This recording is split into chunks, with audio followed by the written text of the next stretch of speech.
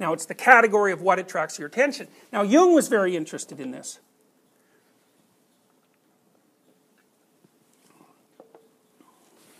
He thought that what attracted your attention was a consequence of the manifestation of the higher self. The self is what he called it. The self is what you are. The ego is what you think you are. And it might also, that's close enough. The self is what you actually are. Well, you have no idea what you actually are because you don't know very much about yourself, and you're really, really, really, really, really complicated.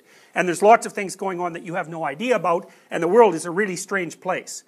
And the self is also the thing that you are now and the thing that you were and all of the things that you could potentially become. And that's a strange idea. So maybe you guys can help me think about this, you know, because I've been thinking for a long time about these sorts of things. So there's that. You might say, well, is the unknown, is that a reasonable representation of the unknown as such? The unknown as such is the place from which matter and spirit emerges. Okay, now, you think, well, no, I'm saying that's the best definition of reality. That's the best definition, or we're gonna make that proposition. You say, well, no, that's not right. The best definition of reality is material reality. Material reality, you can decompose it down to the elemental and the atomic level, and that's objective reality, and everything else is a secondary manifestation of that. And that's the modern worldview. Although we don't and can't factor consciousness into that. But whatever. It's a pretty powerful view. It's enabled us to get a lot of places. So then if you're going to offer a counterposition, and by the way, although it took me probably 30 years to figure this out, there are many other people who have made this case. So Heidegger, for example, made the case that I'm making, and Jung made the case that I'm making, although I knew that. So other people have wandered down this path, fundamentally. So it's not as idiosyncratic, as strange as you might think.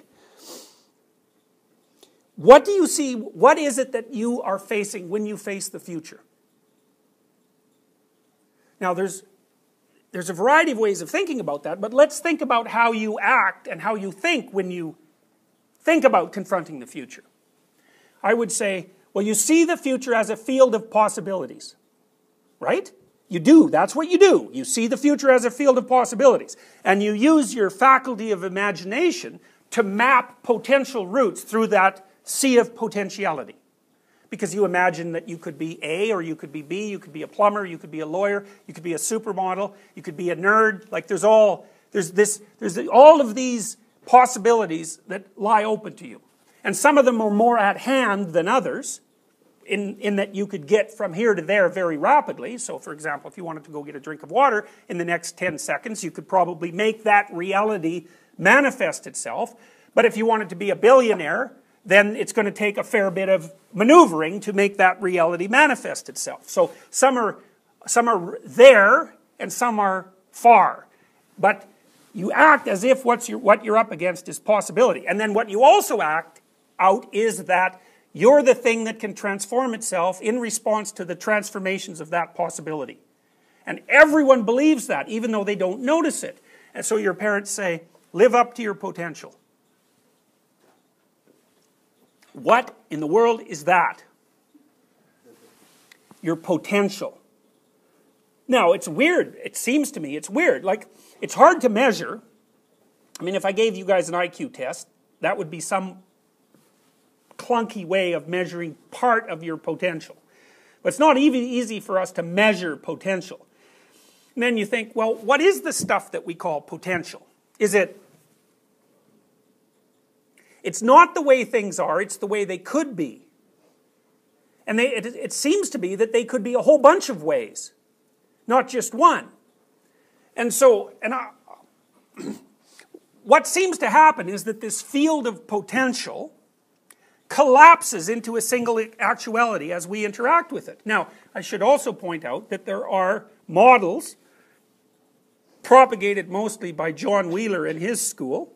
He's a quantum physicist. And his hypothesis, he calls his hypothesis it from bit, bit being a piece of information. He believes that the ground of reality is basically something that's best conceptualized as information. And that when consciousness interacts with it, whatever consciousness happens to be, it transforms itself from potential to actuality. It snaps into place. And there's weird corollaries to this. So here's a bloody weird thing. This is from Wheeler. So let's say you go outside and you look at a distant galaxy. It's maybe, who knows how far it is away. It doesn't really matter. 3 million light years away. You look at it, a photon hits your retina. Wheeler claims that that photon couldn't have left that star 30 million years ago unless your eye was there now to perceive it. Now that's a bloody weird thing to say. And if you don't believe me, you can look it up. I mean, I wouldn't say something like that unless I was reasonably sure that that is in fact what he would say. Wheeler believes that the quantum waveform, which is, I think it's something like this horizon of potentials, doesn't become realized until it's interacted with by something that's conscious. Now, not everybody believes Wheeler, but the physicists who don't believe Wheeler believe something that's even weirder. They believe that every time a quantum event, so if you go down far enough into the subatomic realm, you get to events that are no longer divisible, basically. So a quantum event, for example, would be the bouncing of an electron from one shell, atomic shell, to a lower shell, in which case, if I remember correctly, it emits a photon. So the bounce is a quantum event. The electron goes from here to here, but it doesn't pass through the intervening space, however that happens, and then it releases a photon. And the photon is a quantum event. And so things are quantum because at some point you can't break them down any further. So your computer screen is quantized, right? Because if you get the resolution up high enough, you can see the singular pixels that it's made out of, and that's it. You can't go any farther than that. So these other physicists believe that every time there's a quantum event that could go one way or could go another, that a new universe is created in which if it goes one way here, it goes the other way in that new universe. And so there's like infinite numbers of infinitely branching universes. And you might say, well, where are those? And the answer is they don't know. They can't really detect them in some sense. And then you might say, well, that's a hell of a theory to explain something simple by. All you do is posit an infinite number of infinite universes and poof, you solved your problem. It's hardly an Occam's razor solution. And then you might say, well, why even bother with that theory? And part of the answer is, well, there are people that are working very hard on quantum computation. And quantum computation involves the use of these things that I don't comprehend at all, called qubits. Q-U-B-I-T-S. And a qubit is a state of matter that could be a variety of different states, but isn't any of those yet. And you can use those qubits to compute. But the simplest way of saying what you're doing when you're doing quantum computation is that you're using the universes that are pretty close to ours to do your computations in, so that you can get a lot more done in a lot shorter time because you're doing some things in this universe and you're doing some other things in a bunch of other universes, and so that's a lot more efficient.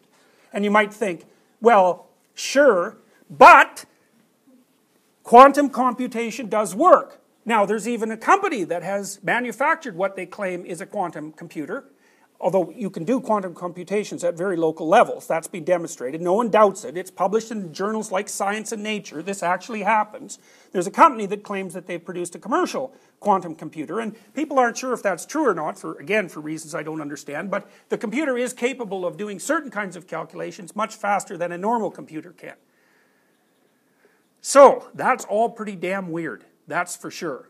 Now, it seems to me, and I wrote a paper with my graduate students about this, and we were stretching our knowledge to right to the end of our limits.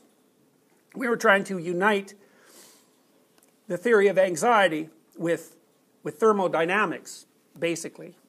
And we published this paper in a journal called Psych Review, which is a very good journal. It's very hard to publish in Psych Review. It's the only paper I've ever published there. And we basically proposed that when you get anxious, what you see in front of you, what you perceive in front of you, you can't actually see it with your eyes. It's more like you perceive it with your body, or your body perceives it. what you see unfolding in front of you is a large and indeterminate space of potential worlds, roughly speaking. And that the reason you get anxious is because all of a sudden there's all those potential worlds you have to deal with. And you didn't think that you were going to have to deal with any of them. So you might say, well, when does that happen to you? And I would say, okay, so it's 20 below, and you're late for class, and you jump in your car, and it's snowing like mad, and you drive 2 miles, and all of a sudden your car stops. And then you might say, well, what is it that you're sitting in now? And you will say, well, obviously I'm sitting in a car. It's like, that's by no means obvious that what you're sitting in is now a car. It could be a tomb if it's cold enough. And even if it's not a tomb, you're not where you expected to be, you're not where you want to be, and it isn't exactly clear where you are. And so that your body is going to get all, I just saw a dinosaur-like. And it's an apprehension. It's a perception. It's a perception that the map that you were using to map your environment, to define all the objects and to define your relationship to those objects, no longer fits the territory. And so then you might say, well, if your map doesn't fit the territory, then what the hell is the territory? And the answer to that is many things, many of which you cannot control. Now, you might get lucky, and all that has to happen is that somebody comes and tows you along and takes you to a mechanic. But even that's going to rattle your chains because, well, if your car breaks down, how do you feel about having to take it to a mechanic? Well, mostly you don't feel good about it. And why? It's like, well, you don't know if the mechanic will find the damn problem. You don't know if you might have to get a new car. You don't know if you can trust the mechanic to tell you whether you need a new car. Maybe it's a $2 part and he offers to put a whole new motor in. Then you have to deal with him. You have to find a place to take it. You have to assess whether or not the shop is honest. So it's like a whole can of snakes, and part of that can of snakes is, is it the case that the mechanic to whom I take this car is the thing that he presents himself as? Now, in an honest transaction, that problem never comes up because you just assume that the person in front of you is two-dimensional and that you can assume that they're identical with what they say, right? That's an honest transaction. So then you're not dealing with a can of snakes, you're dealing with a few words. But if it's not an honest transaction, it's like, whoop, can of snakes. So, and maybe someone stops to help you on the side of the road. And you think, well, is that a good thing? Or is that a bad thing? Because the person who's approaching you in the snowstorm when it's isolated is also a can of snakes.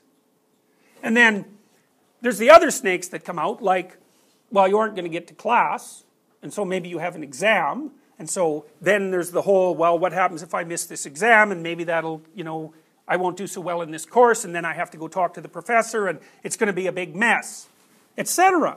And so I would say that what happens when your car stops on the way to school is that everything around you turns into a mass of snakes. Now, obviously that's a symbol, right? Because they're not real snakes. But they're not your damn car either.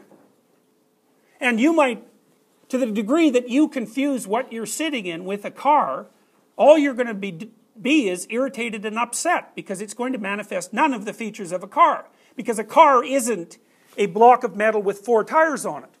A car is something you can ignore while it takes you from point A to point B. And as soon as it isn't doing that, it isn't a car. It's some bloody chunk of metal with all sorts of parts that you don't understand, that a bunch of people you don't know anything about are going to have to manipulate before it will turn back into a car at your expense.